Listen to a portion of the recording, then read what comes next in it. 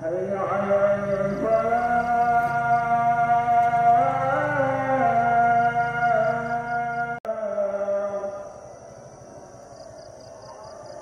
الصلاة خير من النوم الصلاة خير من النوم. Assalamualaikum warahmatullahi wabarakatuh. Waalaikumsalam. Alhamdulillah kita kembali bersyukur kepada Allah Subhanahu wa taala dan kita terus bersyukur kepada Allah. Al-Imam Ibnu Qayyim dalam kitabnya Ta'awun Ma'ad menjelaskan tidak ada satupun detik kehidupan yang kita lewatkan kecuali kita berada pada kenikmatan yang besar dari Allah Subhanahu wa taala.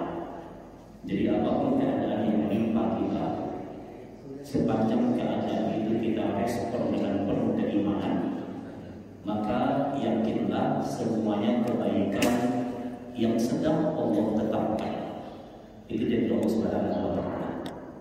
Makanya kata Umar bin Khattab radhiyallahu taala anhu kata beliau, saya tidak mengetahui mana yang nikmat dan mana yang musibah, karena saya tidak tahu dari arah mana pintu surga itu akan memanggil saya. Maka semakin lama kita mengalami kehidupan dunia ini, maka akan mulai semakin berkurang fasilitas dunia itu yang akan kita dapatkan, mulai berkurang. Mungkin dari jabatan kita, dari harta kita, dari kesehatan kita. Tapi ingat, semakin lama kehidupan ini, yang tidak boleh hilang adalah keimanan dan ketaatan. Karena itu bekal kita untuk berjumpa dengan Allah Subhanahu wa taala. Makanya ujian bagi orang-orang yang beriman adalah sebuah kenikmatan. Karena dalam sebuah hadis sahih Muslim Nabi kita menyatakan, "Idza ahabballahu li'abdihi ibtalahu." Kalau Allah itu cinta kepada hamba-Nya, Allah itu pasti akan mengujinya. Makanya ujian yang terbesar itu Allah gambarkan dalam Al-Quran.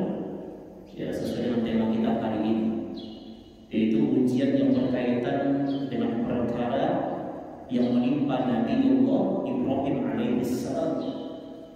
Mungkin kalau ujian Nabi Ibrahim itu ditimpakan kepada kita, mungkin kita tidak akan pernah sanggup untuk menerimanya.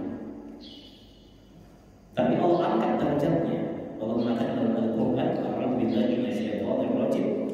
Kata Allah Subhanahu wa taala, "Wa idh ibtala Ibrahim rabbuhu bikalimatin fa'atammahu."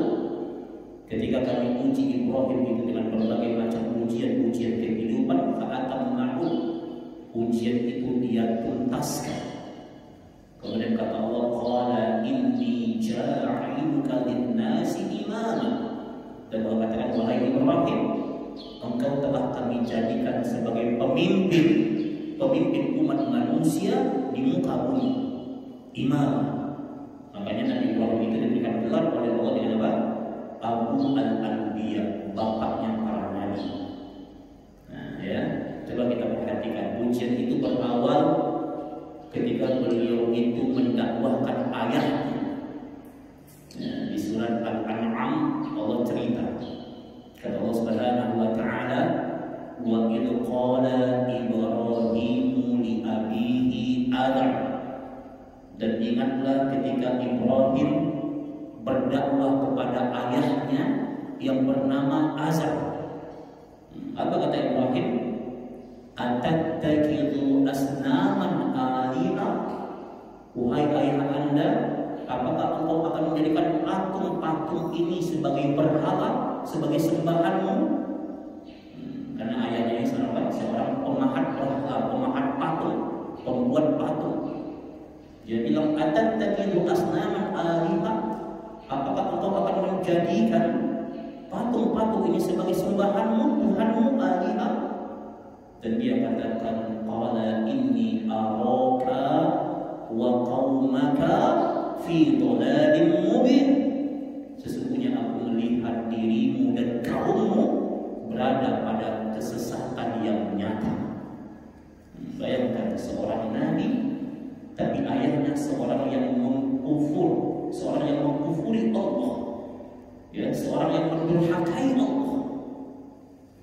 Makanya kata para ulama, di antara faedah dan hikmah dari ayat ini adalah ketika seseorang sudah niat untuk berhijrah menuju ketaatan kepada Allah, ketika seseorang sudah berniat untuk menegakkan ibadah kepada Allah, dia sudah mau hijrah, berkomitmen dalam kebaikan, maka biasanya ujiannya dia akan diuji oleh keluarganya.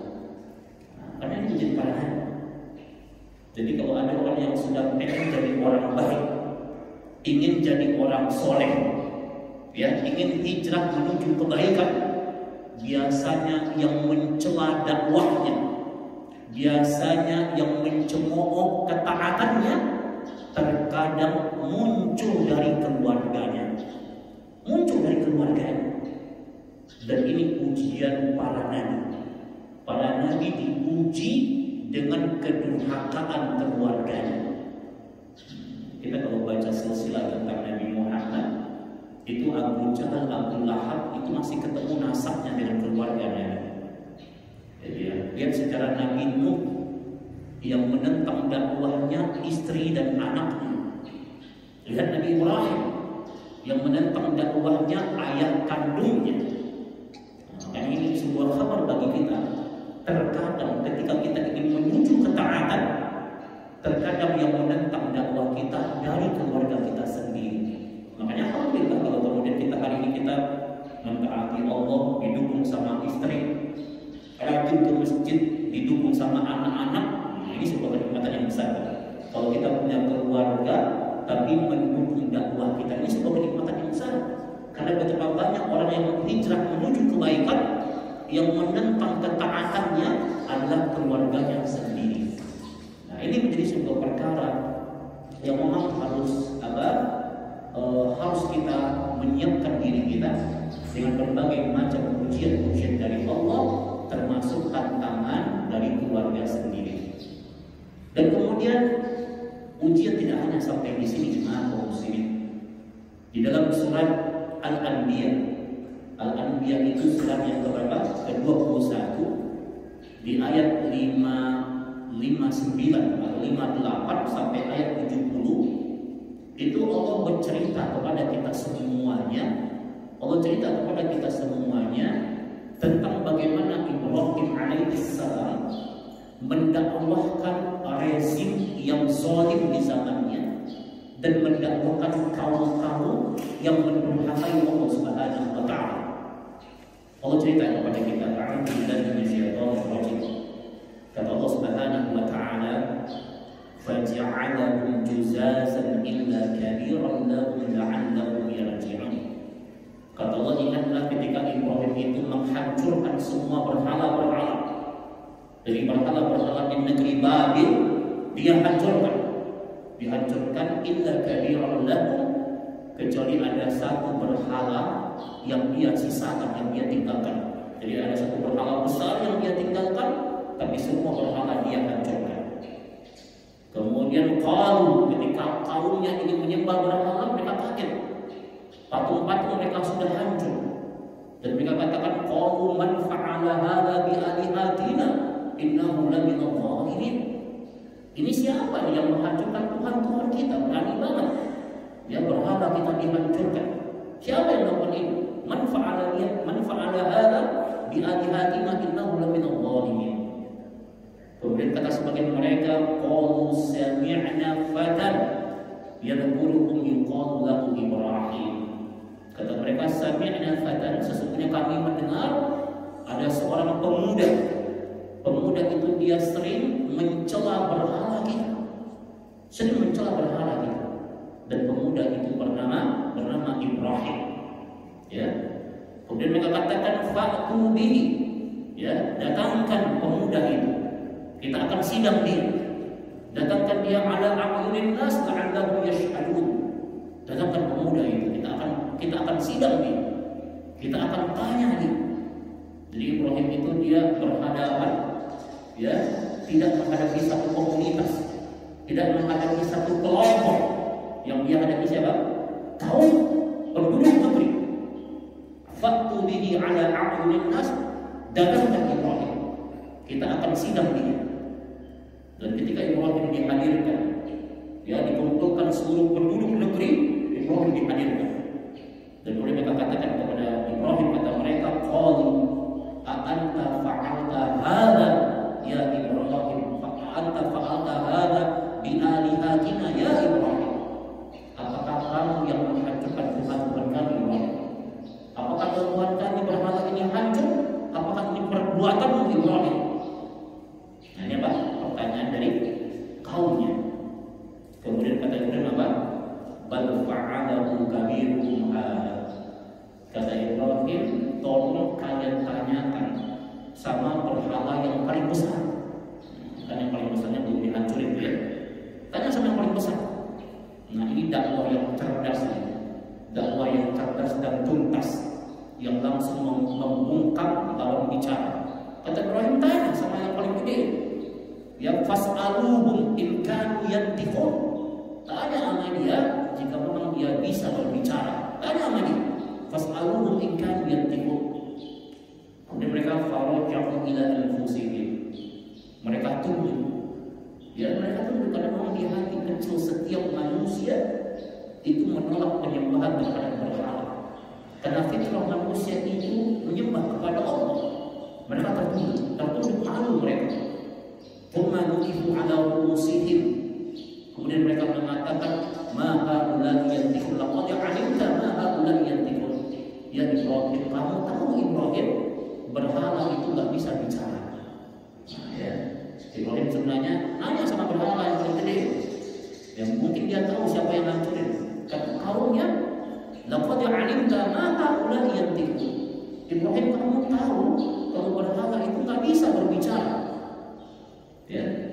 Dan kemudian kata Nabi Ibrahim alaihi salam, afaja'buduna min dunillah ma la yanfa'ukum syai'an wa la yadurrukum. Maka bagaimana mungkin kalian menyembah sesuatu yang tidak bisa memberikan manfaat kepada kalian, tidak bisa memberikan mudarat kepada kalian walaupun sedikit. Jangankan ngasih manfaat dan ngasih mudarat, bicara ada nggak bisa. Bagaimana mungkin kalian menyembah Tuhan selain Allah? Uffil lakum, kata Ibrahim, celaka kalian. Walima ta'buduna min dunillah. Dan kalian telah menyembah selain Allah, afala ta'qilun? Apakah kalian tidak berakal? Masya Allah. Ini kalau orang ngomong begini sekarang biasa ya, tapi bayangkan di zaman dahulu ketika tegaknya tauhid, nyawa tantangannya. Ya, yang sekolah luar biasa. Satu, Ibrahim itu mengalahkan argumen semua penduduk negeri. Mereka udah nggak bisa lagi berbicara ya. Dan mereka katakan hariku, bakar Ibrahim. Nah, ya, jadi mau nggak bisa lagi melawan argumen Ibrahim, maka mereka ingin membunuh, ingin membakar Ibrahim alaihissalam. Ada hal yang menarik. Perhatikan jemaah, ada hal yang menarik. Ketika mereka sudah mengikat Ibrahim, ini dinukilkan oleh Al-Imam Ibnu Katsir dalam sebuah riwayat yang sahih, dinukilkan oleh Al-Imam Ibnu Katsir. Ketika Ibrahim itu sudah diikat dan mereka ingin melemparkan Ibrahim ke dalam api yang menyala, api yang berkobar itu, maka ketika itu Ibrahim didatangi oleh malaikat Jibril. Jibril alaihi salam datang kepada Ibrahim. Apa kata Jibril? Kata Jibril, ya Ibrahim, wahai Ibrahim, a'anta ilayya hajat. Wahai Ibrahim, apakah engkau butuh bantuanku? Apakah engkau butuh bantuanku? Bagiku mudah untuk memadamkan api ini. Bagiku mudah untuk melenyapkan kaum ini. Mudah bagiku. Apa kata Ibrahim? Antum perhatikan jawaban Ibrahim.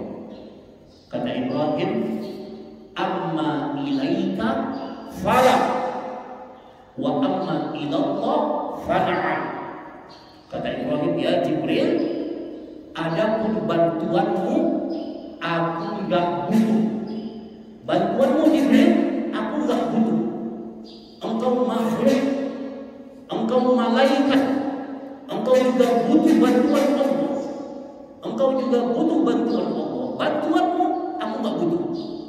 engkau makhluk, engkau nggak layak untuk diibadahi.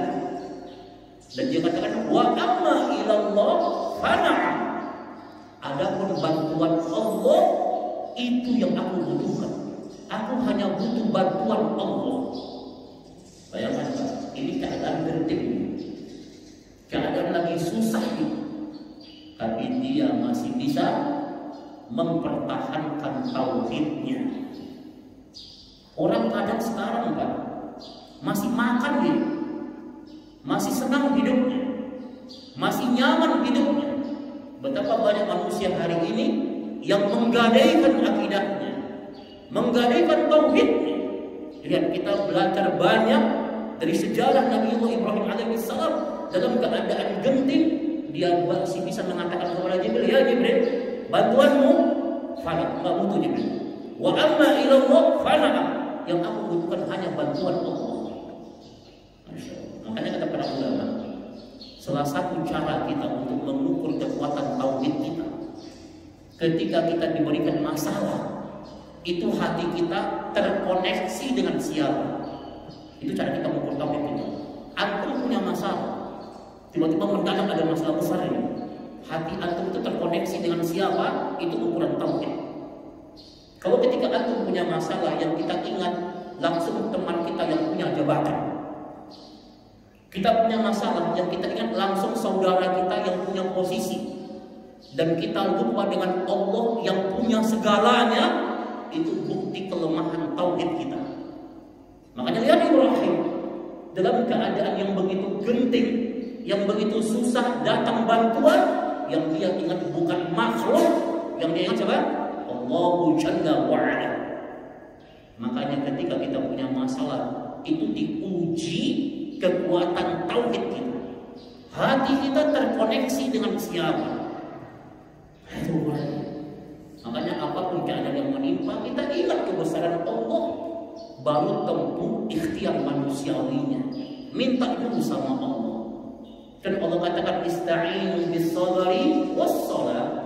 Minta tolong kepada Allah dengan sabar dan sholat, doa sama Allah, ngadu sama Allah, minta petunjuk sama Allah, baru kemudian jalankan ikhtiar manusiawinya. Makanya kata para ulama, ukuran kita mengukur kualitas tauhid kita, maka ketika kita ditimpa berbagai macam ujian, hati ini terkoneksi dengan siapa? Nah, Masya Allah, ini badan terbesar dari kisah Nabiullah Ibrahim alaihissalam.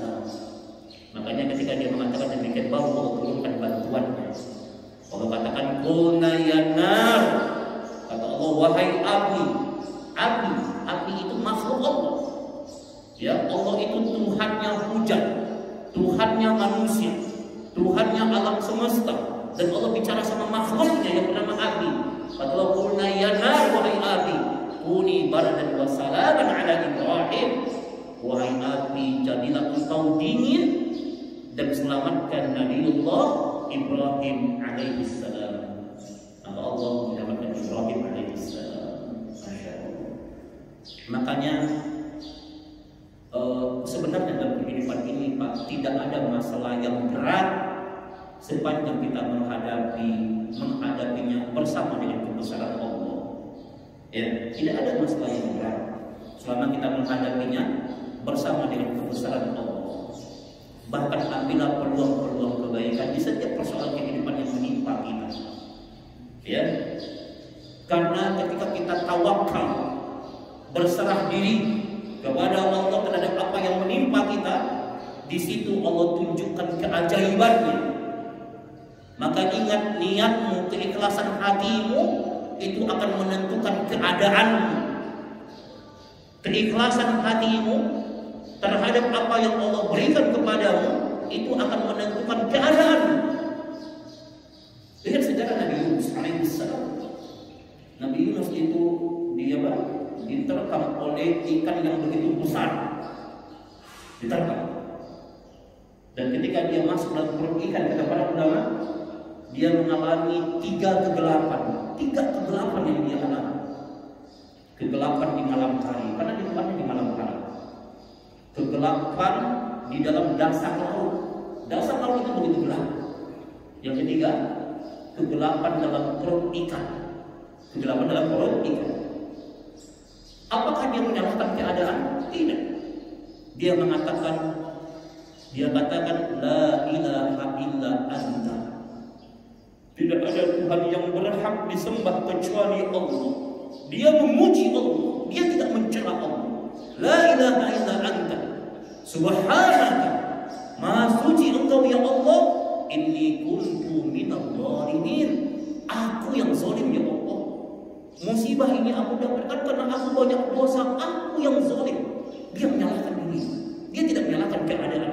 Dia tidak menyalahkan si fulan. Dia tidak menyalahkan kondisi. Yang dia salahkan, ini menimpaku, aku yang zalim. Dan kalau antum baca riwayat Imam Ibnu Katsir terhadap pernyataan Nabi Yunus itu, apa kata Allah? Dalam sebuah hadis qudsi, Allah mengatakan, kata Allah, laula kana minal musabbihin la labisa fi batniha hatta yauma yub'atsun.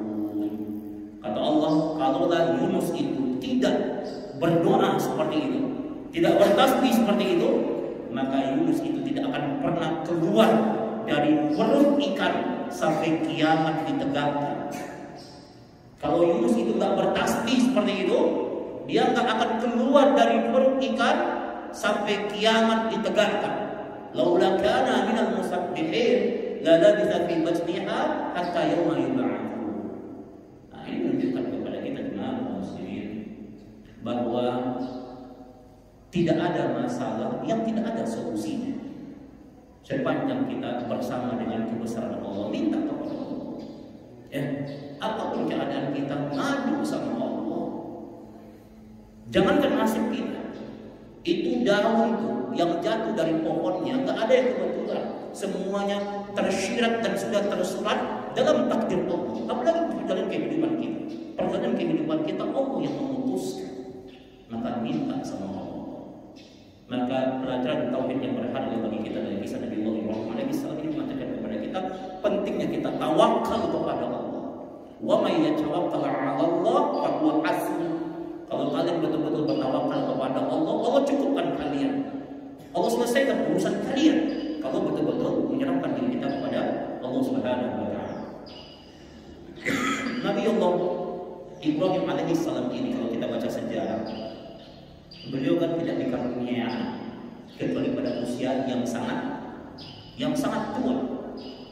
Ya, baru dikasih anak pada usia yang sangat tua. Padahal doanya tiap saat adalah Rabbi habli minas sholihin. Ya Allah, berikan hamba anak yang soleh. Aku bayangkan ini yang doa Nabi, yang terpelihara dari berbagai macam kemaksiatan dan dosa.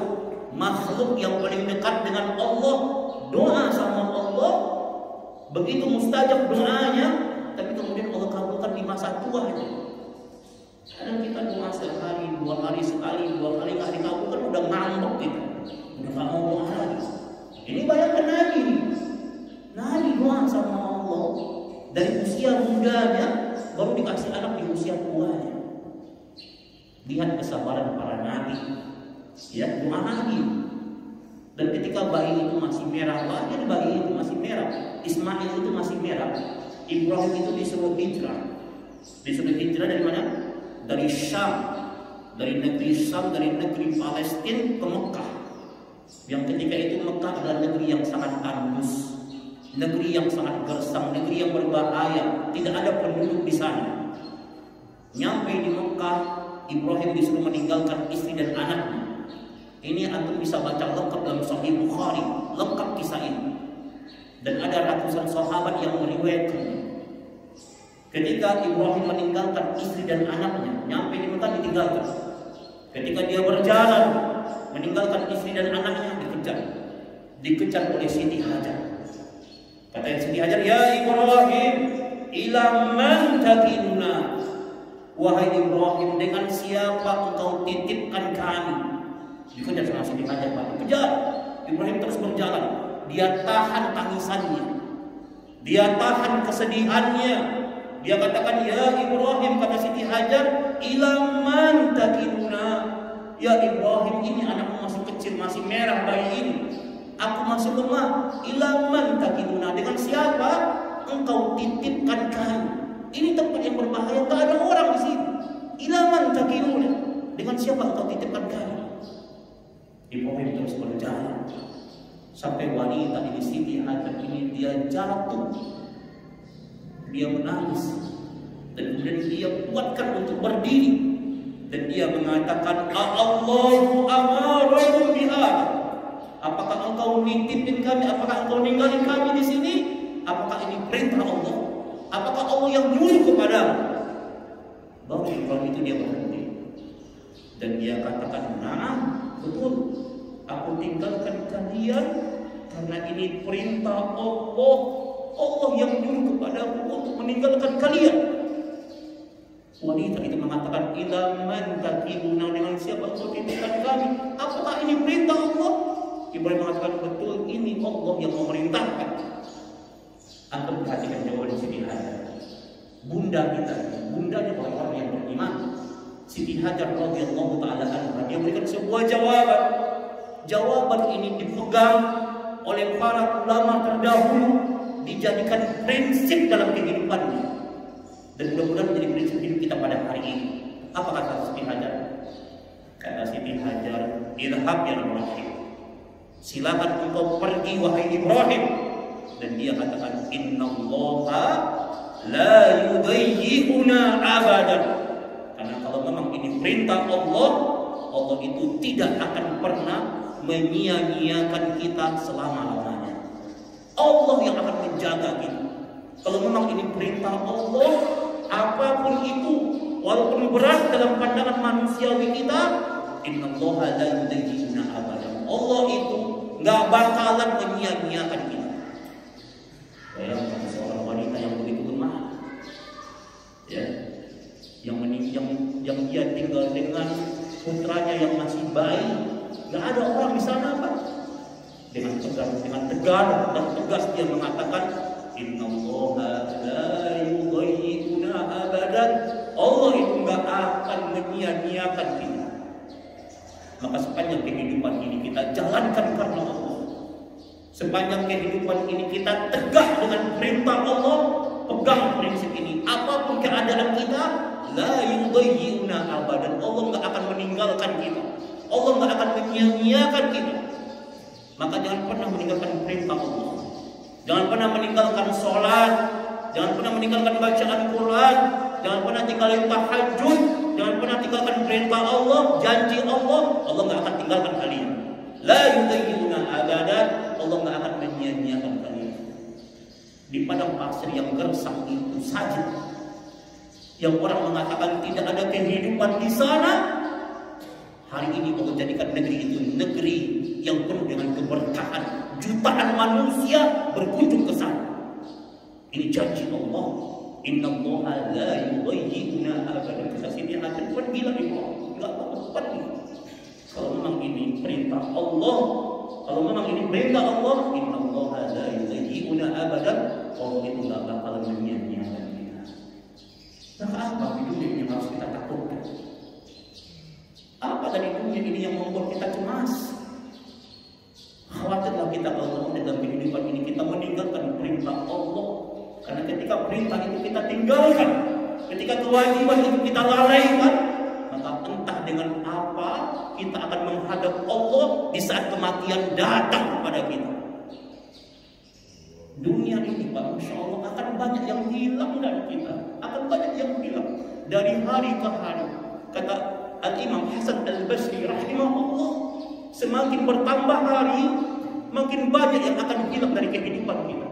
Mungkin kesehatan kita mulai hilang, jabatan kita mulai hilang, harta kita mulai hilang.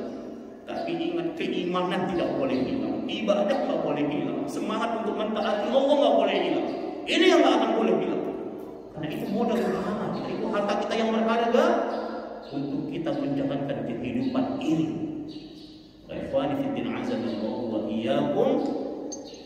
Pelajaran dari kisah Nabi Muhammad SAW pelajaran kepada kita meneguhkan tauhid kita, meneguhkan tauhid kita. Tauhid tidak boleh hilang apapun keadaan kita.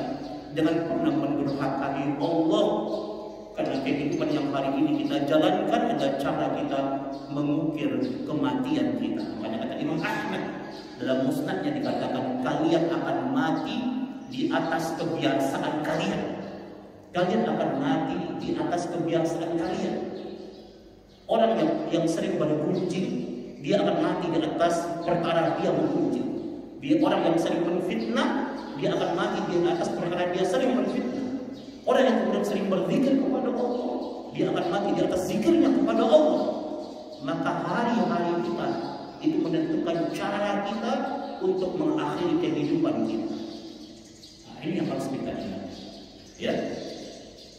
Dan kemudian ketika anak itu beranjak menjadi remaja, maka Ibrahim datang kepada anaknya dan dia katakan, dan Allah mengabadikan kisahnya di dalam Al-Quran Karim. Allah Subhanahu wa Ta'ala, falamma balagha ma'ahu sya'ya, ketika anak itu mulai menjadi remaja, maka Ibrahim datang kepada anaknya dan berkatakan, qala ya bunayya inni ara fil manam anni asbahuka fanzur madza tara. Ya bunayya, wahai anakku, sesungguhnya aku melihat dalam mimpiku Allah menyuruhku untuk menyembelih. Karena ingat Pak, mimpinya para nabi adalah wahyu. Nah, itu bedanya mimpi nabi dengan mimpinya kita. Nah, kalau mimpi kita mungkin dari hasil menghayal mungkin. Tapi ingat, mimpinya nabi itu wahyu. Ada para ulama cara Allah memberikan wahyu kepada para nabinya, salah satunya dengan caranya nabinya bermimpi. Makanya Ibrahim bilang, ini Allah yang perintahkan. Anak yang dididik dengan tauhid ini, anak yang tumbuh dalam keimanan ini mengatakan, qala ya abati if'al ma tu'mar satajiduni insyaallah minas sabirin. Kata anak ini, wahai ayah Anda, segera laksanakan perintah Allah, laksanakan perintah Allah. Kalau engkau laksanakan perintah Allah ini, satajiduni insyaallah minas sabirin. Ya, sesungguhnya engkau akan dapatkan aku sebagai orang-orang yang bersabar. Antum temukannya persamaan jawaban seorang anak dengan ibunya. Ibunya mengajarkan tawakal. Kalau memang ini perintah Allah, tadi kata ibunya apa? Pergi Ibrahim, kalau memang ini perintah Allah, Allah nggak bakal nyanyiakan kita. Kata anaknya, ayah Anda laksanakan perintah. Masya Allah. Makanya ingat Pak, karakter anak itu dibentuk oleh ibunya. Makanya wajar kata para ulama, ibu itu madrasah yang pertama bagi anak. Ibu itu adalah madrasah yang pertama bagi anak. Dan seorang bapak kepala sekolah, dia yang menentukan arah pendidikan anak. Tapi ibu itu madrasah yang pertama. Makanya jawaban Ismail persis dengan jawaban ibunya pada bab tawakal kepada Allah. Katanya, ya ayah Anda laksanakan perintah Allah, laksanakan. Kalau memang ini perintah Allah, laksanakan. Dan engkau akan dapatkan aku sebagai orang-orang yang bersabar. Sebagai orang-orang yang bersabar. Nah ini apa? Menjadi sebuah prinsip tauhid. Ulama membahas, kata para ulama, setelah kejadian itu, ketika Ismail itu mau disembelih dan Allah gantikan dengan kibas, dengan domba yang begitu besar, maka setelah peristiwa besar itu, ulama mengambil sebuah hikmah dan istifadah dari ayat ini. Kata para ulama, sesungguhnya Allah Subhanahu wa Ta'ala sedang tidak menyuruh Ibrahim untuk membunuh anaknya. Sebenarnya pada hakikatnya Allah Subhanahu wa Ta'ala tidak sedang menyuruh Ibrahim menyembelih putranya. Tapi yang sedang Allah suruh adalah menyembelih rasa kepemilikan terhadap dunia yang berlebih-lebihan. Itu yang disembelih. Yang Allah suruh apa? Membunuh rasa kepemilikan terhadap dunia yang berlebih-lebihan. Itu yang Allah suruh. Allah mengajarkan tentang sebuah sikap yang dinukilkan oleh Al-Imam Ibnu Qayyim rahimahullah, sebuah sikap yang disebut dengan zuhud. Apa itu zuhud? Zuhud itu bukan meninggalkan dunia. Salah kalau antum mengatakan zuhud dengan meninggalkan dunia, itu salah. Zuhud adalah, kata para ulama, apa itu zuhud? Zuhud adalah tarku ma yusghiluka 'anillah.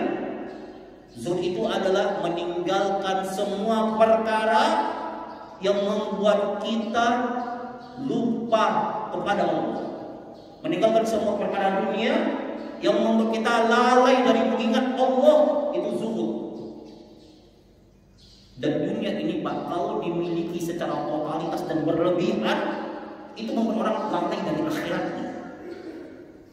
Karena Allah katakan, bal tu'thirunal hayatad dunya. Kalian lebih mengutamakan dunia lebih kalian utamakan. Wal akhiratu khairu wa abqa. Sedangkan akhirat itu lebih kekal dan lebih abadi. Semua yang di sisi kita semuanya akan lenyap. Yang akan kekal di sisi Allah. Ibadah kita, ketaatan kita, sedekah kita, bacaan Quran kita, itu yang akan kekal. Dunia itu akan lenyap. Makanya yang hikmah dari ayat ini, Allah nggak nyuruh menyembelih putranya. Yang disebut apa? Nyembelih rasa memiliki yang berlebihan terhadap dunia. Makanya kata Abu Bakar, taruh dunia itu di tangan, jangan di hati. Dunia kalau udah ditaruh di hati, Pak, di hati semuanya ditaruh, itu orang malas ke masjid, walaupun masjid dekat dari rumah. Dunia kalau udah ditaruh di hati, orang malas berjihad, orang malas untuk mendakwahkan yang hak. Orang malas untuk duduk di majelis ilmu. Orang malas untuk menegakkan puasa-puasa sunnah. Malas dia. Karena dunia di hati. Dia merasa dunia ini dia akan hidup selamanya.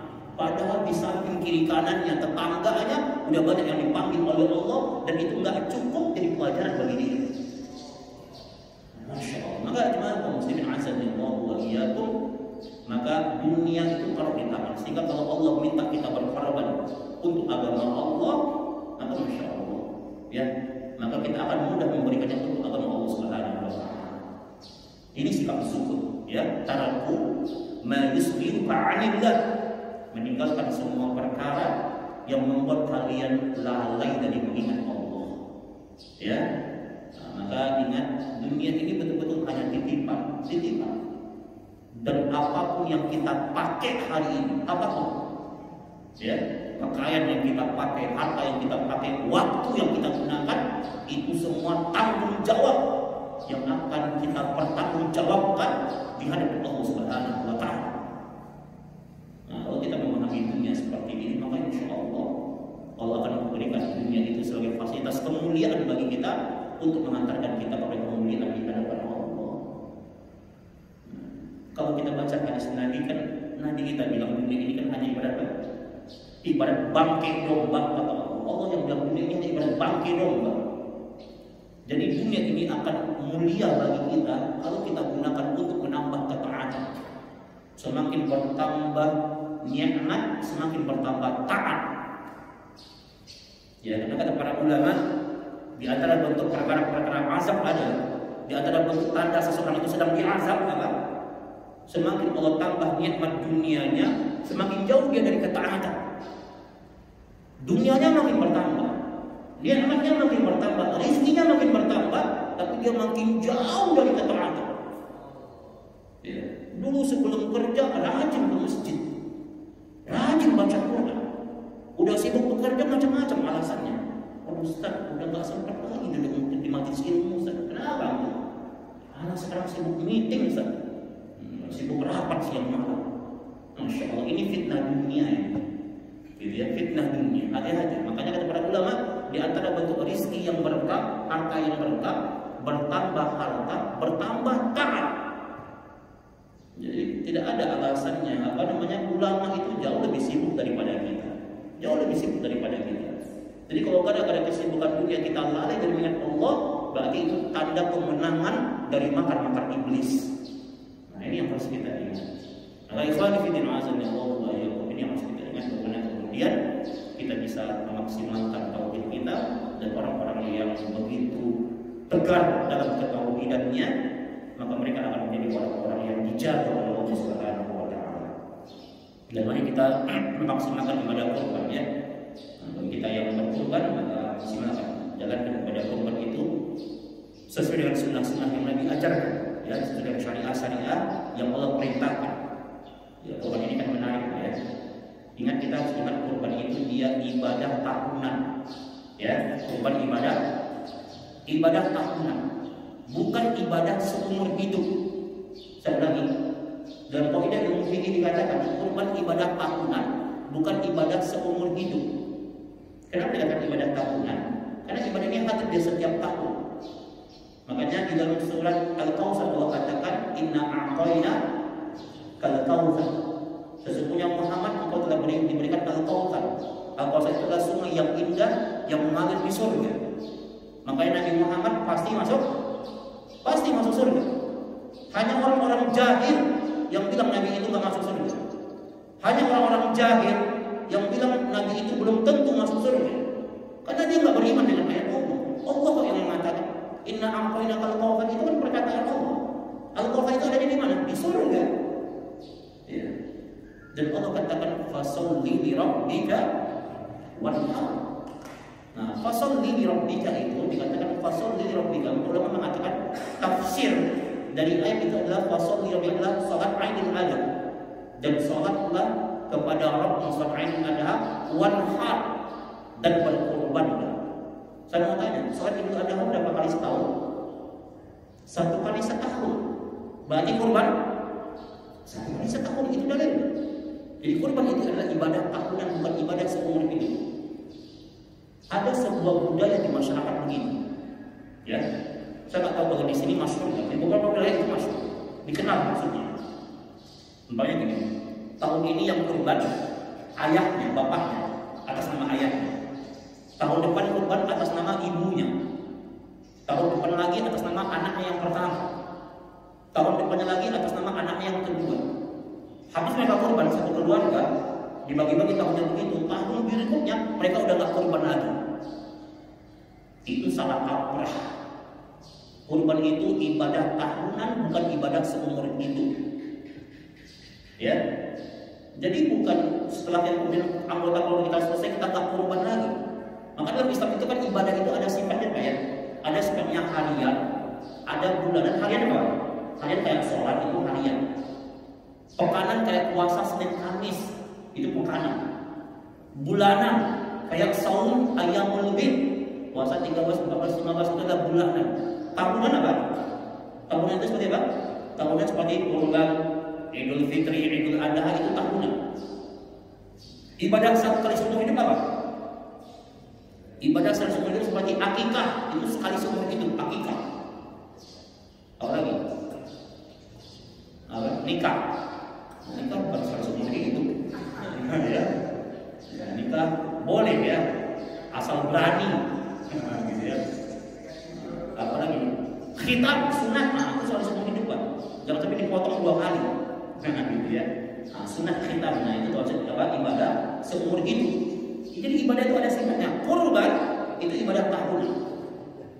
Dan ibadah itu juga ada yang sifatnya ada yang sifatnya untuk sendirian. Seperti sholat itu ibadah sendiri. Apalagi zakat ibadah sendiri, nggak bisa diwakilkan. Duduk di majelis ilmu nggak bisa diwakilkan, itu ibadah sendiri. Karena Allah mengatakan thalabul ilmi fariidhatun ala kulli muslim. Menuntut ilmu itu kewajiban individu setiap muslim.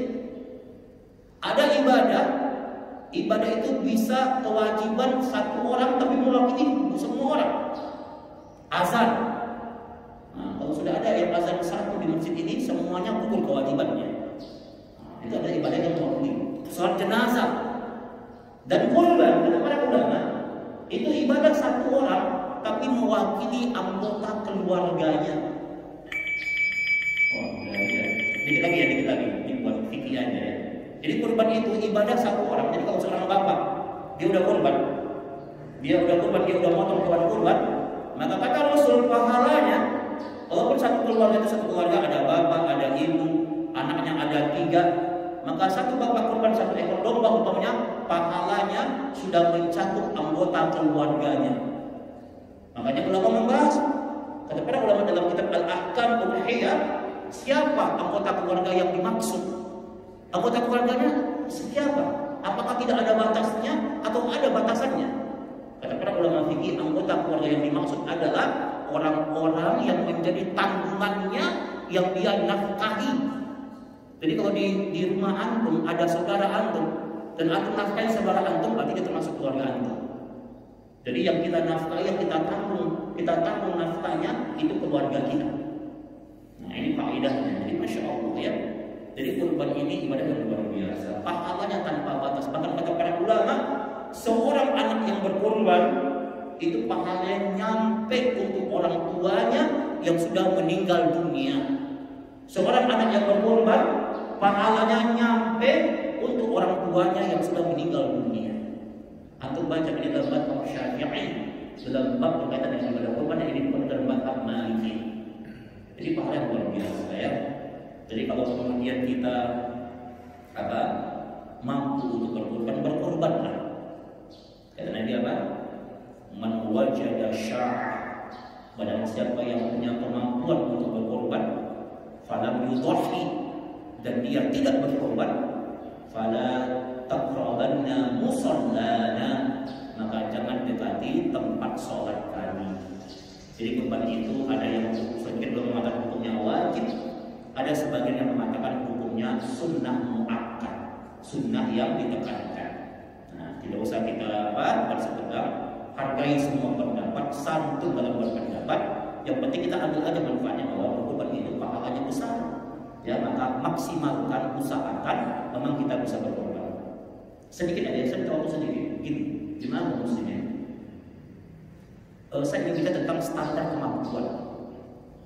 Jadi kurban itu jangan dipaksakan. Kalau memang kita nggak mampu beli sapi yang gede, jangan dipaksakan beli sapi yang gede.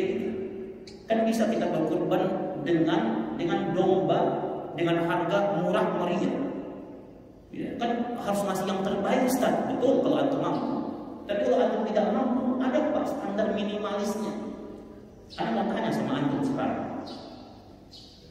Dalam hukum fikih kurban itu, ulama membahas seseorang itu boleh berkorban dengan domba. Kalau bahasa kita kalau kambing itu kalau bahasa kita kambing Jawa ya.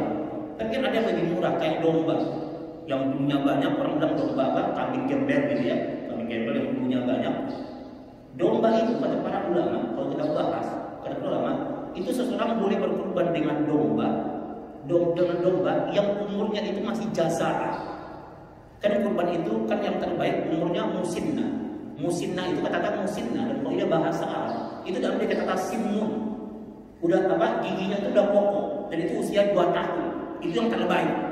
Tapi secara hukum minimal, standar minimal, kalau memang dia harga yang musinna itu mahal, seseorang boleh berkorban dengan domba yang punya lebat itu dan usianya masih jazaa.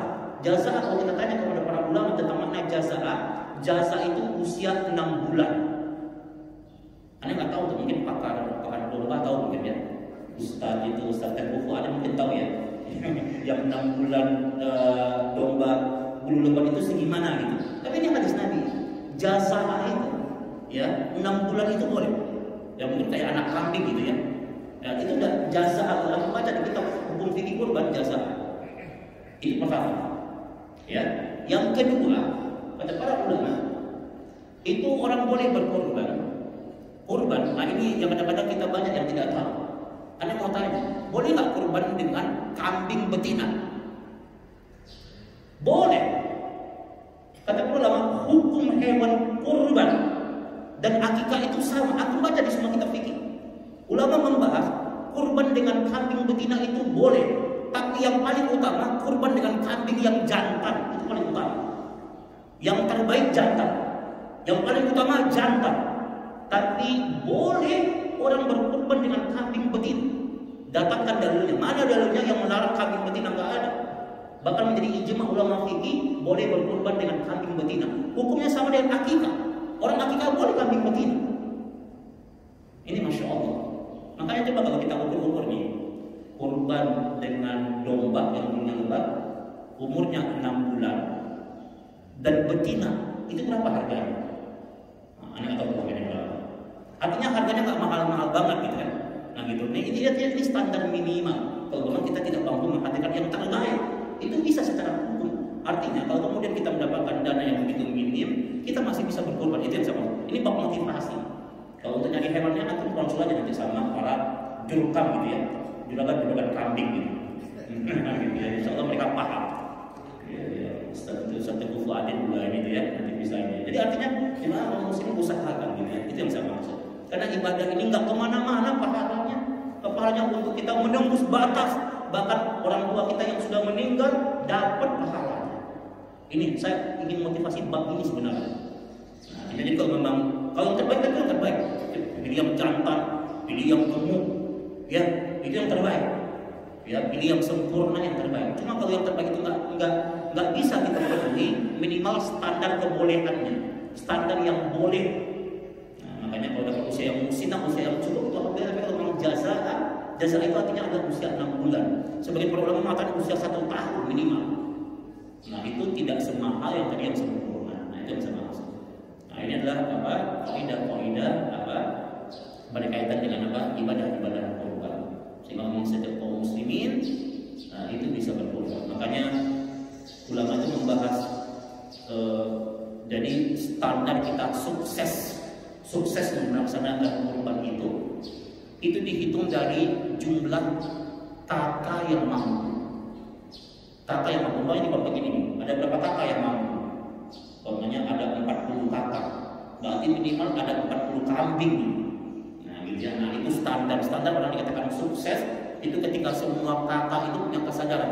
Minimal kalau satu keluarga nggak kurban minimal satu kakak kurban 1 ekor domba umpamanya. Itu jadi standar kesuksesan ibadah kurban. Hitungannya adalah kakak. Kalau semua punya kesadaran luar biasa, gitu ya. Nah ini masya Allah, makanya motivasi untuk orang beramal soleh itu dalam rangka untuk keuntungan dia. Kan yang menguntungkan dia itu harus kita gerakkan ya.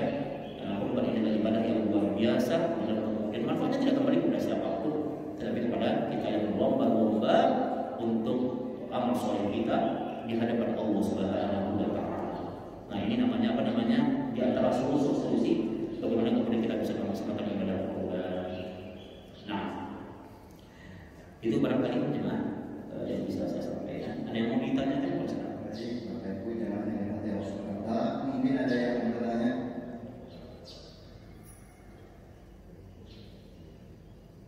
Ya, silakan. Oh, masya Allah. Assalamualaikum warahmatullahi wabarakatuh. Waalaikumsalam warahmatullahi wabarakatuh. Apa Bapak yang sebelah dana dan harus bertanya? Ustaz, saya pernah dengar berkaitan dengan kurban. Itu mohon klarifikasinya Ustaz. Statement yang menyatakan bahwasanya idealnya kurban itu di mana dia berada gitu Ustaz. Jadi idealnya itu berkurban di tempat dia berada. Itu penjelasan Ustaz seperti itu. Ya. Sekarang jasa dari budaya. Wassalamualaikum warahmatullahi wabarakatuh. Waalaikumsalam warahmatullahi wabarakatuh. Jazakallahu khairan. Nah, pernyataan itu benar. Jadi kalau kita simak dari bahasa kurban qarraba yuqarribu, maka di antara makna dari kurban itu adalah yang terdekat. Ya, terdekat itu dalam membahas banyak hal ya. Bisa sebuah ibadah yang semakin membuat kita dekat dengan Allah, dan di antara faedahnya yang lain itu kita berkorban di tempat kita tinggal. Karena gini, di antara sunnah-sunnah utama dalam pemotongan hewan kurban adalah sunnah yang utamanya adalah kita yang memotong hewan kurban kita. Itu yang utama. Jadi hewan kurban itu kita yang memotong, itu yang paling utama. Kalau memang kita tidak bisa memotong, takut tuh ya, kepotongnya 2 kali lehernya gitu. Takut 2 kali potong lehernya, maka kita boleh minta tolong agar orang lain yang memotong. Tapi ada sebuah sunnah yang utama kata para ulama, kalau memang kita tidak bisa memotong hewan kurban itu, minimal kita menyaksikannya. Kita saksikan pemotongan hewan kurban kita. Maka ini sunnah, hal-hal yang utama. Maka betul bahwa kurban yang terbaik itu di tempat tinggal kita. Kita tinggal di sini, kurban di tempat tinggal kita itu yang terbaik. Dan kemudian kita bagikan kepada kerabat. Ini juga esensi dari kata-kata kurban. Di kurban di tempat yang terbaik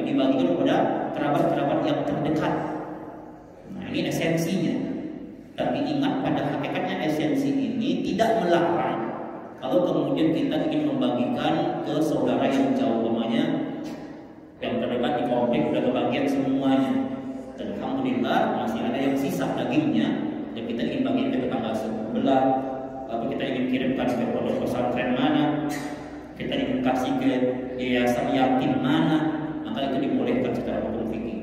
Jadi memang tidak mengapa ya kalau kemudian kita ingin bagikan. Cuma memang hukum memotong itu yang terbaik memang di tempat yang terdekat, itu yang terbaik ya, di tempat yang terdekat. Bagaimana hukumnya kalau kita sekarang ada ada banyak di antara beberapa lembaga-lembaga kemanusiaan, kemudian mereka membuat program transfer kurban gitu ya, transfer kurban. Maka saya katakan bahwa kalau memang kita ingin ada maslahat yang terbesar dari ibadah kurban itu, kita ingin ada sebuah maslahat yang terbaik dengan pertimbangan begini, umpamanya di tempat kita ini kurban sudah banyak, bahkan dikatakan sudah melimpah ruah gitu. Sementara mungkin ada program tentang kurban di Palestina, umpamanya kurban di Palestina yang boleh jadi saudara kita yang di sana mereka membutuhkan. Kalau kita yakin bahwa lembaga yang kita titipkan itu kemudian adalah lembaga yang amanah, dan memang lengkap dengan dokumentasinya, dan memang kurban itu dipotong atas nama kita umpamanya sesuai dengan akad kita, maka sebagian ulama itu membolehkannya. Nah itu hal yang luar biasa. Atau begini, kata ulama, ada orang yang kurban di kampung halamannya. Ini bahas saya baca di kitab Majid Mu'asirah itu. Bagaimana hukumnya kalau orang dia tinggal di perantauan tapi kurban di kampung halaman? Kurbannya di kampung halaman. Kata para ulama, kalau orang kurban di kampung halaman, yang terbaik adalah dia hadir di kampung halamannya. Jadi kurban di kampung halaman itu tidak ada masalah. Silakan dia akan kurban di kampung halamannya, tapi yang terbaik dia hadir di kampung halamannya. Dia ikut menyaksikan, bahkan dia ikut memotong gitu. Itu yang terbaik. Karena mungkin dia punya pertimbangan, kalau dia korban di kota, di perantauan, ini udah banyak yang korban, tapi di kampungnya itu jarang yang korban, dan dia pengen korban di kampung halamannya. Nah kata para ulama boleh, tapi yang terbaik dia ikut hadir, dia ikut menyaksikan. Nah itu yang terbaik. Nah itu Pak ya. Jadi secara hukum fikih saya sampaikan ini adalah perkara yang utama Pak. Yang utama memang benar, karena ini fikih ya. Fikih itu kita tidak boleh menyalahkan pendapat orang yang berbeda dengan kita. Ya, tapi betul dalam tataran riba bil awal, pendapat yang paling utama kurban itu memang yang paling utama, yang paling afdal memang di tempat kita tinggal. Itu yang paling terbaik. Karena kurban itu berarti dia mengikat hati antar kita bertetangga, antar kita berjamaah, minimal di tempat tinggal kita. Ini yang paling utama, tapi tidak menyalahkan pendapat yang lainnya. Nah, gitu. Ya, Pak, saya. Baik, mungkin ada yang mau bertanya. Baik. Silakan.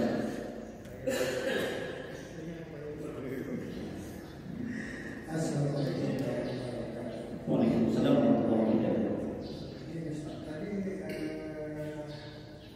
dibilangkan kita dalam musibah yang terlalu tadinya Allah. Apakah kita tidak bisa atau tidak boleh untuk berikhtiar, misalnya usaha-usaha kita itu bisa diringankan atau terbebas daripada musibah itu? Waalaikumsalam warahmatullahi wabarakatuh. Nah, jadi kalau bicara koneksi hati, memang itu kan perkara hati Pak ya. Artinya begini, ketika orang kemudian ditimpa musibah, maka hatinya itu terhubung dengan Allah. Pertama yang dia ingat itu Allah gitu.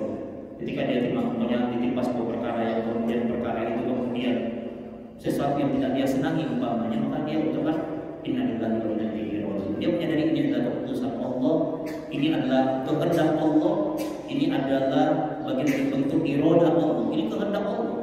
Dan dia mengimani itu adalah bagian dari hatinya terkoneksi dengan Allah. Dan kemudian dia bahkan wajib melaksanakan ikhtiar manusiawi. Mungkin dia hubungi karib kerabatnya, dia hubungi saudaranya, hukumnya wajib. Jadi memang ingat takdir Allah, bentuk